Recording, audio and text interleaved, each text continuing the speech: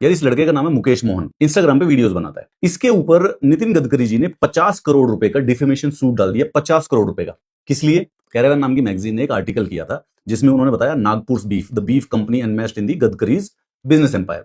मतलब एक बड़ा सा आर्टिकल था जिसमें कुछ डिस्कशन थी कि किस प्रकार से जो गडकरी जी हैं उनकी एक कंपनी है जो कि कैरा बीफ यानी जो बफलोज मीट होता है उसको सेल कर। तो इस लड़के ने सिर्फ और सिर्फ इस आर्टिकल के बेसिस पे एक वीडियो बना दिया। अब उस वीडियो के बेसिस पे इसके ऊपर कर दिया गया है 50 करोड़ रुपए का डिफेमेशन। ट्विटर पे बताया कि भाई कारावान ने नितिन गडकरी पर एक रिपोर्ट छापी थी, उस रिपोर्ट के आधार पर एक वीडियो बनाया और उस वीडियो के आधार पर इसको 50 करोड़ रुपए की मानहानि का नोटिस हो दिया। ये देखो, aggregate damages, general damages of 50 crore only. अच्छा, ये एक और बात बोल रहा है कि पिछले साल गडकरी जी इथेनॉल का प्रचार कर रहे थे, तो एक पीआर टीम थी, उन्होंने इस लड़के को अप्रोच किया था कि एथेनॉल के फायदे गिनाने के लिए आप वीडियो बनाओ। लेकिन इसने वो एथेनॉल के फायदे बताने का वीडियो नहीं बनाया, इसने ये बता दिया कि मेरे पास इस प्रकार की पेड कैंपेनिंग आ रही। तो कह रहा है कि उस टाइम तो मेरे को पैसे ऑफर हुए थे, उनकी टीम की चैट भी थी, तो इसलिए मेरे अगेंस्ट डिफेमेशन नहीं करवाए, इसीलिए गडकरी जी मौका खोज रहे हैं। बाकी बातें बाद में करेगी, पर ये देश का कानून कैसे है? स्टोरी तो कैरावान ने की है, तो अगर एफआईआर करनी है या डिफेमेशन का केस करना है तो वो तो बनता है कैरावान के अगेंस्ट। इस लड़के ने तो सिंपल एक सोर्स करके उसके ऊपर एक स्टोरी बताई है, तो इसके ऊपर डिफेमेशन केस कैसे बन गया है?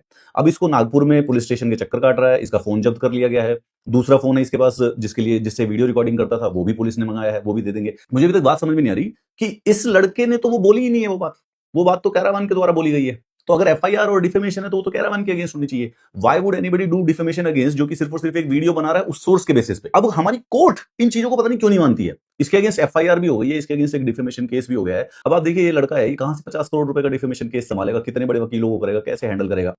जो एक्चुअली में स्टोरी किए हैं, जिन्होंने ओरिजिनल एलिगेशंस मारी हैं, जिन्होंने ओरिजिनल सोर्स है जो, उसके ऊपर कोई डिफेमेशन केस नहीं है ये ना? ये अजीब बात है हमारे कानून की। पूरे इंस्टाग्राम इन्फ्लुएंसर्स को बेसिकली थ्रेट करना हो, उनको थोड़ा सा डराना हो, तो उनके ऊपर सिंपल सा किसी को पकड़ के एक बड़ा सा 50 करोड़ रुपए का डिफेमेशन केस डाल दो, फोन वोन उनके सबके जब्त कर लो। पर मुझे ये बात सेंस, मेरे को इस बात में अभी तक ये समझ में नहीं आई कि भाई इस पे करो ना, अगर करना हो तो, अगर थियोरेटिकली करना हो तो इस पे बनता है। कोई आदमी न्यूज देख के अगर वो न्यूज को सिर्फ और सिर्फ वीडियो में बताने की कोशिश कर रहा है, असली रिपोर्ट तो यहाँ पे ये है, ओरिजिनल सोर्स, तो इसके ऊपर डिफेमेशन बना कैसे? इसने तो किया ही नहीं डिफेमेशन, इसने तो सिर्फ और सिर्फ एक स्टोरी बताई है। ये बड़ा कंफ्यूजिंग है यार। ये हमारे देश के लॉ ना इस प्रकार से बन गए हैं। 3-4 हजार साल लगे ह्यूमन सिविलाइजेशन को डेमोक्रेसी तक पहुंचने में, वरना हमेशा मोनार्की चलती रहती, राजशाही चलती थी। अब वो जो डेमोक्रेसी है ना, उसका सिर्फ और सिर्फ ये पर्पस था कि जो एक यूनियन मिनिस्टर होगा और जो एक इंस्टाग्राम पे वीडियो बनाने वाला होगा, ये दोनों के दोनों बराबर है, ये अपना काम करेंगे, ये अपना काम करेंगे। लेकिन जो पावर वाला आदमी है वो कहीं पे किसी भी सामान्य नागरिक को डरा नहीं सकता, धमका नहीं सकता। वो राजा होता तो वो उसको मरा सकता था, लेकिन अब नहीं कर सकते क्योंकि हम किसी प्रकार की डेमोक्रेसी में।